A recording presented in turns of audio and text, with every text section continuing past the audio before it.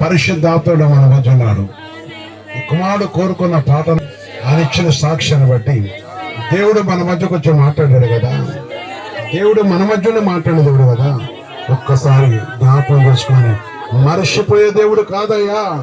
నిన్ను నీ కుటుంబాన్ని విడిచిపెట్టే దేవుడు కాదు. నీ కళ్ళ ముందు ఎంతో మంది పతనమైపోతాడు గనక వేసయ్యా, పాటలేసయ్యా, నీ క్రియలు సఫలం చేసేసయ్యా, నీ దుఃఖంను కొట్టివేసయ్యా. ఇదిగో నేను నీకున్న శాపమును కొట్టివేసి యేసు, నా యేసు, ఇదిగో ఇంకా నా కుటుంబం, ఇదిగో నా భర్తకి రక్షణ లేదు, లేక నా భార్యకి లేదు, నా పిల్లలకు లేదయ్యా. ఒక్కసారి ప్రభు నువ్వు త్రోచ సంతోషించే దేవుడు కదయా. నీ పాపులుగా నీ పాద దగ్గర అడుగుతున్నాయన. ఓ ప్రభు నీ పైపు తిరిగి అడుగుతున్నావు యేసయ్యా. ఓ యేసు, అడుక్కో యేసయ్యను అడుక్కో. ఈ అబ్రహాము దేవుడు ఏ విధంగా విడిపించాడు. 7 సంవత్సరాలు సంతానము లేకుంటే దేవుడిచ్చి ఆశ్రయించే దేవుడు కదా. అడుగుతావు యేసయ్యని, నేను విడిచిపెడతానమ్మా. నీ కుటుంబం కాదు కదా. అనేకులు త్రోసివేసి వారు మార్గంలో తప్పుడు ప్రాంతంలో జీవిస్తున్నారు కదా. నేను పెద్ద యేసయ్యను అడుక్కో. యేసయ్యా, నేను పాపిని, యేసయ్యా పాపిని ప్రభు. పరిశుద్ధాత్మా, పరిశుద్ధాత్మా, నేను ప్రతి బిడ్డను దర్శించండి.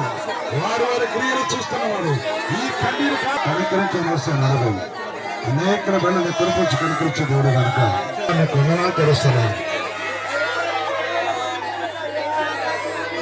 ప్రార్థన చేద్దాం. పరిశుద్ధాత్మ తండ్రి, సర్వోన్నతమైన దేవా, నీ పాదాల కొందనాలు తెలుస్తున్నాం. నీ పరిశుద్ధ పాదాల కొందనాలు తెలుస్తున్నాం. నీ కృప గొప్పది, నీ కనికరం గొప్పది నాయన. ఒకప్పుడు నీవెవరో మాకు తెలియని వారు తండ్రి, ఇప్పుడు మీకు వెరుగైన వారు తండ్రి. ఏ బిడ్డల కన్నీరు కారుస్తున్నారు, ఎవరు వందలారుస్తున్నారు, ఎవరే కష్టం, ఎవరే పరీక్షలు దుఃఖపడుతున్నారు, ఏ రుణ బాధలకు దుఃఖపడుతున్నారు, మూర్ఖత్వం కలిగిన భర్తలు పెడుతున్నారు. అలా నీ పాదాలకు నాకు తెలుస్తున్నాయి. ఒక్కసారి జ్ఞాపకం చేసుకోండి. కనికరించండి యేసయ్యా. ఈనాడు కుటుంబంలో చేసిన మేలు, ఆనాడు ప్రభుత్వండి నీ కృపను బట్టి ప్రభుత్వండి క్రీస్తు కుటుంబాన్ని కూడా గర్వించి వారితో అనేకులను కటాక్షించి నీ పరిశుద్ధులు చేసిన ప్రతి మేలుకు వందనాలు తెలుస్తాం. ఈ సమయం ప్రశ్నింటాం.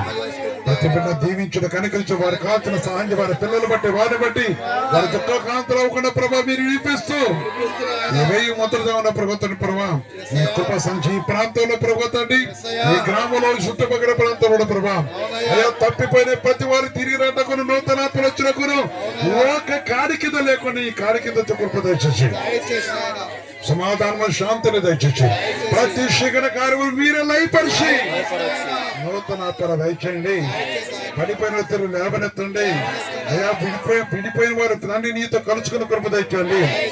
ఏ గోతులో పడి ఉన్నారు, ఏ దుష్టి చేతులు పడి ఉన్నారు, ఏ అపాధి చేతులు పడి ఉన్నారు, ఏ అపత్తికుల చేతులు పడి ఉన్నారు, ఏ పాపం చేతులు పడి ఉన్నారు, ప్రతి వారు విడిపోయిన సహాయం చేసి మీ పిల్లక వ్యాపారాలు కూడా కరుణించండి.